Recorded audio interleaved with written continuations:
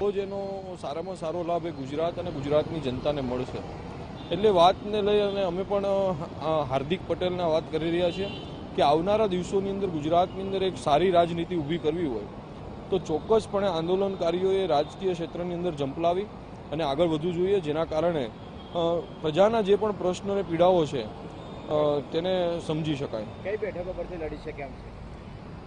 આમ વાત કરીએ તો અમરેલી બેઠકને લઈ અને મીડિયાના માધ્યમ થકી વાતો ખૂબ જ પ્રસરી રહી છે, પરંતુ માત્ર અમરેલી બેઠક જ નહીં, સાથે સાથે મહેસાણા બેઠક છે, મોરબી બેઠક છે, જ્યાં પણ પાટીદાર સમાજનું પ્રભુત્વ વધારે છે અને ખાસ કરીને અમારા આંદોલનના એપિસેન્ટર રહ્યા છે. આવી કોઈ પણ જગ્યાએથી જો હાર્દિક પટેલ ચૂંટણી લડે તો આસાનીથી તે જીતે. તો આજ વિષય પર વધુ માહિતી આપી રહ્યા છે સુરતથી ટીવી9 સંવાદદાતા દેવેન ચિત્તે. દેવેન, એક રીતે છે કે જે તેઓ તમારી સાથે વાત કરી ધાર્મિક એ જોતોમાં વાત કરે છે, સાથે બેઠકો પણ કહી રહ્યા છે, એટલે એક વાત શક્યતાઓ નકારી ન શકાય કે હાર્દિક પટેલે ચૂંટણી લડી રહ્યા છે અને પાસના નેતાઓ આ વાતને જાણે છે, કન્ફર્મ છે.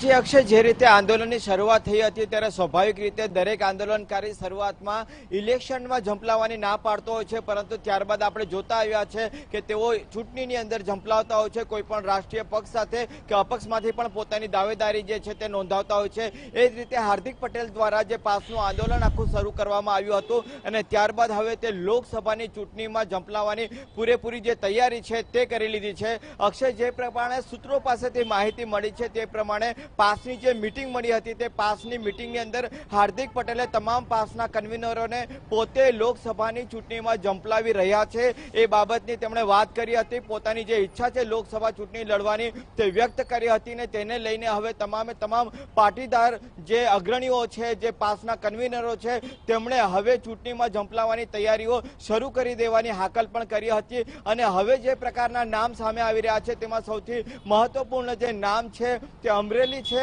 ત્યારબાદ જ્યાં ઊંઝા બેઠકની વાત થઈ રહી છે, મોરબી પરથી લડી શકે છે, તેમજ મહેસાણામાં અત્યારે જેના ઉપર પ્રતિબંધ છે પ્રતિબંધ ઉઠાવી લેવામાં આવે તો આ 3 બેઠકો જે છે 3 બેઠકો પરથી હાર્દિક પટેલ જે છે તે ચૂંટણીમાં ઝંપલાઈ શકે છે. અત્યારે સૂત્રો પાસેથી જે પ્રમાણે માહિતી મળી છે તે પ્રમાણે વિધાનસભાના ઇલેક્શનમાં પણ પોતાની ઈચ્છા હતી, પરંતુ જે પ્રકારે તેમની વય મર્યાદા ત્યાં નડતી હતી તેને કારણે તેઓ વિધાનસભામાં ઝંપલાવ્યા ન હતા, પરંતુ હવે લોકસભામાં તેઓ ઉમેદવાર તરીકેના તમામ ક્રાઇટેરિયામાં હવે તેઓ ફિટ બેસી રહ્યા છે. અક્ષય, ત્યારે સ્વાભાવિક રીતે હાર્દિક પટેલની પોતાની જે રાજકીય ફલક ઉપર છવાઈ જવાની જે મહત્વાકાંક્ષા છે તેના માટેની આ સૌથી સારી તક જે છે તે આપણે કહી શકીએ અને હવે તેનો તેઓ લાભ ચોક્કસપણે લે અને તેના માટેની તેમણે તૈયારી પણ કરી દીધી છે. મહત્વની બાબત એ છે કે ઊંઝા અને મોરબી જે આ વિસ્તારો છે ત્યાં કડવા પાટીદારોની સંખ્યા ખૂબ જ મોટા પ્રમાણમાં છે, એટલા માટે સૌથી સુરક્ષિત હાર્દિક પટેલ માટેની જે બેઠક છે તે માનવામાં આવી રહી છે. હજી સુધી જે બેઠક ઉપરથી હાર્દિક પટેલ ચૂંટણી લડવાના છે તે અંગેનો અંતિમ નિર્ણય નથી લીધો, પરંતુ જે પ્રકારે કડવા પાટીદારોની જે વસ્તી છે તે ઊંઝા મોરબીનો જે આખો વિસ્તાર છે ત્યાં આગળ ખૂબ જ મોટા પ્રમાણમાં છે, એટલે ત્યાંથી પણ ઇલેક્શનમાં તેઓ ઝંપલાવી શકે છે લોકસભાના ઉમેદવાર તરીકે.